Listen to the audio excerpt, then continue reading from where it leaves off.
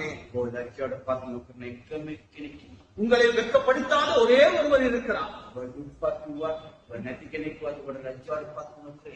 நீங்கள் ஏழையா இருந்தாலும் ஒன்றுமே இல்லாதவராக இருந்தாலும் உங்களை வெட்கப்படுத்தாத ஒருவர் இருக்கிறார்.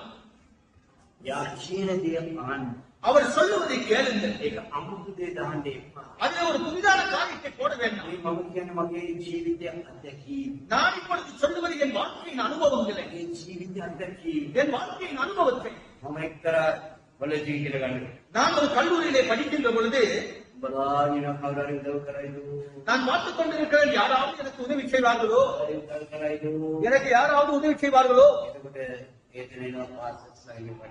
அங்க என்ன போதகத்திலிருந்து சம்பளம் வாங்குவதற்கு வருவார்கள். எனக்கு ஒரு போதகர் 20 ரூபாய் கொடுத்தார். ஒவ்வொரு மாதமும் கொடுப்பார். அதில் சேவ் பண்ணுவதற்காக ஒரு பிளேடை வாங்குவேன். சவர்காலம் ஒரு துண்டு 8 சதம், அது ஒன்று வாங்குவேன். அது மாத்திரம்தான். மிகுதி எல்லாவற்றையுமே நான் தேவனுக்கு தசம பாகமாக கொடுத்து விடுவேன். அன்று ஆரம்பித்தேன். மீண்டும் ஆண்டவரை வந்து தருகிறார். ரகசியத்தை பிடித்துக் கொள்ளுங்கள். உங்களுக்கு வேற யாரும் 27 வசனம் சொல்லுகிறது, என்னை அன்றி உங்களுக்கு வேறு ஒருவரும் இல்லை. நீங்கள் சொல்லுங்க இப்பொழுது, ஆண்டவரே உங்களை நீங்கள் மாத்திரம்தான் ஆண்டவரே எனக்கு. என் துக்கத்திலும் என்னுடைய கர்த்தாவே சுகத்திலும் நீங்கள் மாத்திரம்தான் ஆண்டவரே.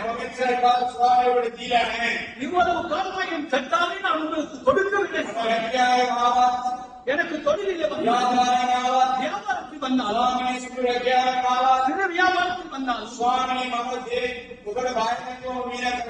ஆண்டவரே நமக்கு பயப்படாமல் செலவழித்து ஆனால் எனக்கு ஒரு பிரச்சனை வருவது பொழுது ஒருவர் இல்லை. ஒரு பிரச்சனை வருவது பொழுது எனக்கு யாருக்கும் மிகப்பெரிய குறியிலே இருந்தவர்கள் என்னை தூக்கி ஒருவர் இந்த காலையிலே எனக்கு ஒருவர் இருக்கிறார் என்று நான் அறிவேன்.